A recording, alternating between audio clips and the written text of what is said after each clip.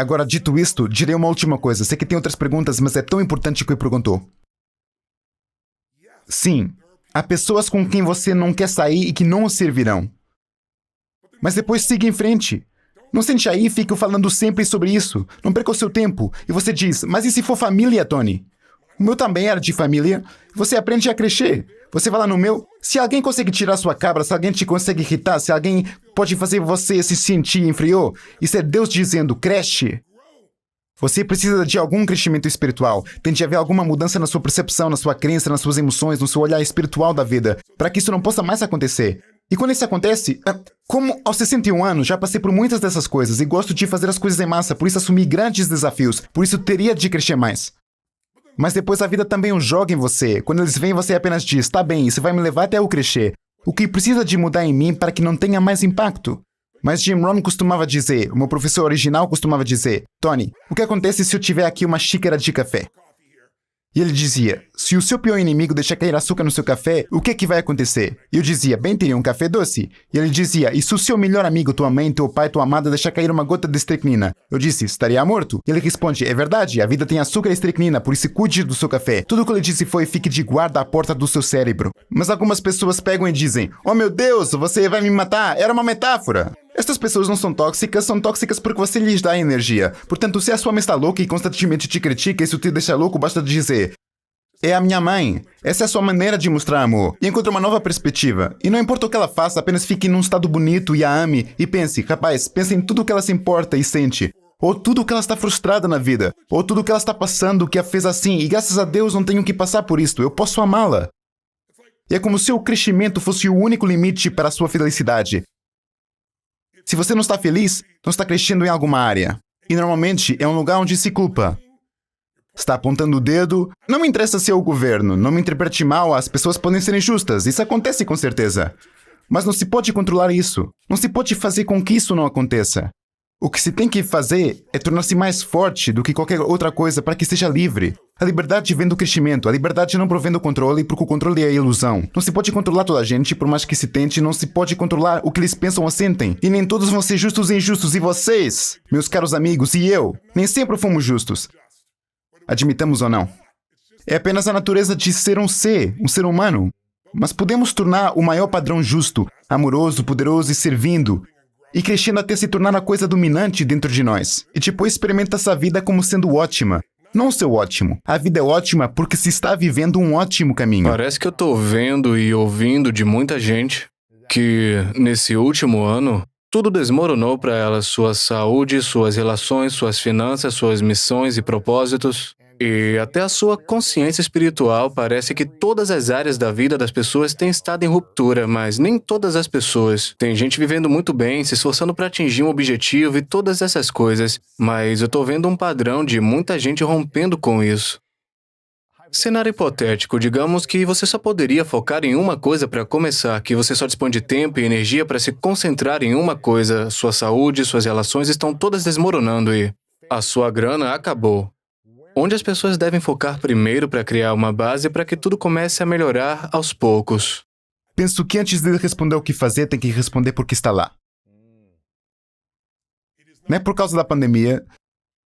Lembro-me de quando aconteceu o 11 de setembro e as pessoas dizem, oh meu Deus, a minha vida foi destruída por causa do 11 de setembro. E há pessoas no mesmo edifício que mudaram sua vida, cresceram espiritualmente, aproximaram-se da sua família, tornaram seus negócios maiores. E o mesmo edifício ardeu. Certo? Sei que no meu caso, o 11 de setembro vem, e pode imaginar, eu tenho a sorte de ter agora mais de 80 empresas e todas estas diferentes indústrias, e obviamente tem se saído muito bem pelos padrões de negócios e de vida da maioria das pessoas, mas a minha principal missão é o que faço para viver. É por isso que estou aqui a falar com vocês neste momento. É conseguir que as pessoas sejam livres e vivas e tenham um nível de realização que merecem ter. Sei que elas desejam, mas também acredito que merecem ter, mas para merecer, é preciso fazer certas coisas, não é verdade? E por isso, perder o emprego não é desculpa para ter excesso de peso. Por isso, parem com as culpas. A culpa não é estratégia para uma vida com sentido. A culpa não é estratégia para a grandeza. Portanto, tente resolver isso, número 1.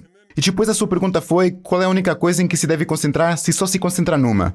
Penso que é inteligente concentrar-se numa coisa em primeiro lugar. Focar em muitos pode ser avassalador, mas para outras pessoas é bom concentrar-se em várias coisas. Depende da sua personalidade. Portanto, não precisaria.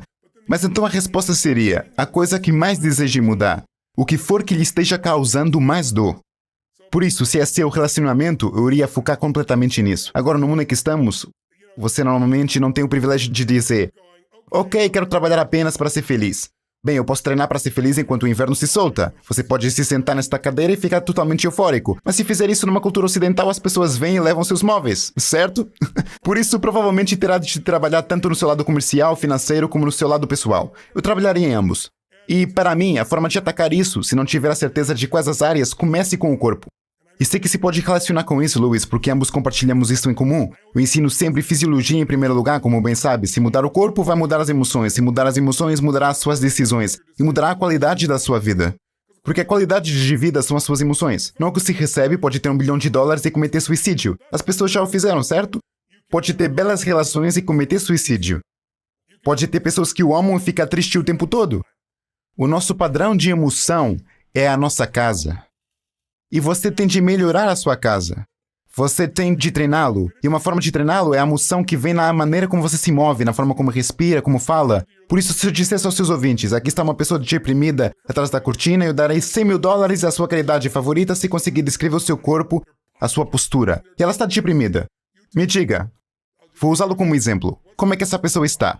Estão encurralados lá embaixo, olhando para os seus pés, eles não estão olhando para cima, seus ombros estão acabados para frente. Estão respirando de forma cheia ou fraca? Superficial e... Estão falando rápido ou lento? Eles falam... Se eles estão depressivos, estão falando rápido, não calmamente. Bem, isso geralmente é estressado. Deprimido é diferente de estressado. Devem estar falando mais baixo, mais devagarzinho também. E todos esses traços físicos mudam a bioquímica no sentido desta sensação de estar deprimido. Em depressão não farão nada. Quando eu estava deprimido e já não entendo mais, apenas retirei da minha vida, até tirei essa palavra da minha vida, porque as palavras que se criam uma resposta bioquímica. Mas quando fiz, há décadas atrás, porque tinha aqueles pensamentos do tipo, alguma razão para ainda estar aqui, esse tipo de loucura na sua cabeça, consegui sair disso usando a raiva originalmente. Por vezes, se alguém estiver triste ou deprimido, eu os deixo com raiva e dizem: o que ele está fazendo? Ele está deixando zangado, porque a raiva é muito mais útil do que a depressão. Da raiva consigo fazer você rir, você agir.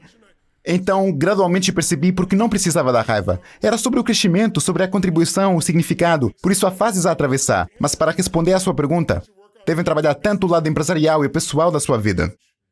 E para qualquer uma delas funcionar, é preciso estar num forte estado emocional. E se começar pelo seu corpo, sabe que eu começo todas as manhãs com minha água fria, com meu treino, começo o dia a alimentar a minha mente, certo? Por isso há certas coisas que tente fazer fisicamente, para ser suficientemente forte para se lembrar da verdade, porque lembre, o medo é físico, sente na garganta ou no estômago. Também a coragem. Coragem não significa que não tenha medo, significa apenas que é forte o suficiente para se esforçar apesar do medo, certo? E a coragem se sente diferente no corpo. Por isso quando vai treinar, dar um sprint ou uma corrida forte, ou pula naquela água gelada, quando exige a mente ir além do que é confortável, você sente uma força dentro de você. E essa força vai te ajudar a mudar o seu corpo, suas emoções, suas relações, o que quer que seja. Mas então a outra coisa que estou dizendo é modele alguém que seja bem-sucedido. Não faça isto por tentativa e erro. Encontre alguém que tenha o que você quer, idealmente talvez mais do que uma pessoa, 2 ou 3, e veja o que eles estão fazendo diferente de você na sua relação. O que eles acreditam de diferente de você no que toca a relações? Seu corpo deles? O que eles estão fazendo? Eles não têm sorte, estão fazendo as coisas de forma diferente. Podem ser um pouco diferentes bioquimicamente, mas há aí padrões que se podem ver. E assim, em vez de aprender por tentativa e erro, que pode levar décadas, talvez nunca aprenda. Jim Rohn me ensinou, o sucesso deixa pistas. Encontre alguém que tem o que você quer, estude o que ele faz, todos os aspectos e depois adicione seu processo. Esse é o caminho para a velocidade da transformação. Por isso, eu já o fiz. Não sou a única pessoa, há tantas empresas que passaram do pior do que alguma vez tinham estado na sua história para o melhor, porque encontraram uma forma de mudar. Mas isso exige um pedaço psicológico de não culpar. Por isso, talvez seja a hora de pensar por si próprio e de modelar o que funciona em vez do que lhe é dito. Isso é algo a considerar por si próprio. Essa é uma das razões porque milhões de pessoas te seguem, como eu, em muitas áreas da vida. Eu tenho 3 perguntas finais. Tem um problema fazer essas perguntas? Ok, porque eu quero respeitar seu tempo, porque a gente já está em cima da hora de terminar. Você mencionou que eu tive a oportunidade de ir às Fiji com você e Dean Gracioli e um grupo de gente há 1 ano e meio atrás. E você mencionou que o inverno estava chegando. Isso foi em 2019, até antes mesmo de 2020. E você mencionou que o inverno estava chegando, não sei como, o que e que tipo de crise vai acontecer. E Mas vai acontecer algo. Talvez em 6 meses, um ano, mas alguma coisa está acontecendo. E desde o 11 de setembro até a crise habitacional de 2008 ou 2009 e até 2020, o que você diria se as pessoas quiserem preparar para criar mais prosperidade financeira nos próximos 10 anos? Com a chegada do inverno, talvez de novo, talvez mais cedo, em que as pessoas deveriam se concentrar para ganhar mais e para investir, para que elas não quebrem financeiramente no próximo inverno? Bem, antes de mais, quero reconhecer que a cada geração há um livro que todos devem ler. Chama-se A Quarta Virada. Não é uma grande leitura, vou ser honesto com você com antecedência, li há 25 anos atrás, um dos livros mais seminais que alguma vez li. Porque o que ele vai mostrar é que cada geração passa por fases diferentes. Uma época de inverno, uma época muito, muito difícil, uma época de primavera, como depois dos tempos difíceis vemos normalmente esse crescimento fácil, um verão em que estamos a trabalhar arduamente, mas não se vê a recompensa, e depois um outono em que todos os prêmios aparecem a um nível importante. Mas essas estações, que podem ser de 10, 20 anos, são uma forma de pensar. Para algumas pessoas, essas estações acontecem na sua juventude, algumas a meio da vida, outras mais tarde, porque é um ciclo de história. São 1000 anos de história que você pode estudar, é fascinante. Não vou tentar explicar agora, mas se quiser em perspectiva, ela está lá. A geração de que você está falando, a geração millennial, uma geração muito especial. Não me refiro especial como se fosse, oh, tão especial. Especial porque eles têm um lugar único na história da humanidade. Tiveram certos choques num determinado momento. Eles são um arquétipo de uma das 4 estações da vida. A última chama-se a Grande Geração. Pense nisso. Se nasceu no ano, digamos, 1900, 901, 902, algo assim. Quando se chega aos 20 anos de idade, quando se quer pensar na vida, para onde vai e todas essas coisas, certo? Digamos, 1910, desculpe. Chegando à idade adulta, se nasceu em 1910, a bolsa de valores cai. Acontece a maior depressão da história humana, pelo menos que estejamos cientes da história moderna. 50% das pessoas parecem estar perdendo seus empregos. Portanto, parece que não vai haver qualquer esperança, justamente quando está chegando ao seu auge inicial, em que vai fazer com que as coisas aconteçam. Portanto, estamos em 1929, o que acontece uma década mais tarde, quando está prestes a fazer 30 anos, outra época seminal na sua vida. A Segunda Guerra Mundial começa. O mundo inteiro parece que se vai curvar. Estamos falando de guerra mundial por todo o mundo. E parece que Hitler vai ganhar, e que teremos nazismo em todos os lados, e os países estão caindo como moscas, e a economia está caindo no chão, e acabamos de fazer 30 anos. Adivinhe, aos 40 anos, o maior mercado de touros da história do mundo começou para essa geração. Mas eles foram tão testados e tão fortes por tudo o que passaram. Mas depois foram testados pelos seus próprios filhos, que não tiveram de passar por aquele sofrimento e que achavam que a vida devia ser fácil para eles e disseram: olhe para você, você não é equilibrado, não é justo com as mulheres. E não eram, mas estavam ocupados a travar guerras para chegarem ao ponto de terem tempo para o fazer. É como se as pessoas dissessem que a arte para o bem da arte é para os bem alimentados, certo? É como se estas pessoas tivessem uma opinião diferente. E por isso não é como se os desafios desaparecessem, mas são chamados a grande geração porque encontraram o seu caminho através dessas coisas, porque foi uma geração que não foi ensinada a procurar desculpas. Penso que a geração millennial é a próxima grande geração, se eles julgarem bem as suas cartas. E penso que a gente é suficientemente grande nessa geração para ajudar a dar uma nova direção a essa geração. E penso que a tecnologia que lhes permite conectar-se de novas formas, mas a tecnologia infelizmente também os coloca contra outras pessoas. Porque já se viu o dilema social, há pessoas manipulando seu cérebro, sua bioquímica e sua dopamina neste momento. Mas penso que eles vão descobrir isso. Acho que vão mesmo descobrir. Agora a resposta à sua pergunta. Quero desenvolver o contexto, porque sem o contexto, tudo isto é sobre sobrevivência, fazer bem para si próprio. E penso que não vai ter uma grande vida tentando apenas tomar conta de si mesmo. Se conhece a tradição indiana, na Índia, eles ensinam estes 4 objetivos de vida. O primeiro objetivo é Artham, A-R-T-H-A, e o que significa é prosperidade e segurança. Que é importante cuidar disso, porque quando essa prosperidade e segurança estão lá, não é que isso não seja espiritual. Cuidar de si e da sua família faz parte da vida, e por isso é preciso fazer isso. E então, o próximo nível de desenvolvimento, o objetivo da vida é Kama, K-A-A-M-A. Isso significa prazer. E é bom encontrar o prazer. Como se encontrasse um bom trabalho que sirva mais do que a si mesmo. Vai prosperar. Mas que será que depois o desfruta? E desfruta da sua vida e aprecia as coisas? E é como se encontrasse essa apreciação. Não se trata apenas da sensualidade ou sexualidade. É música, é arte, é família, são todas essas coisas. É a história do seu próprio país e encontrar o bem, certo?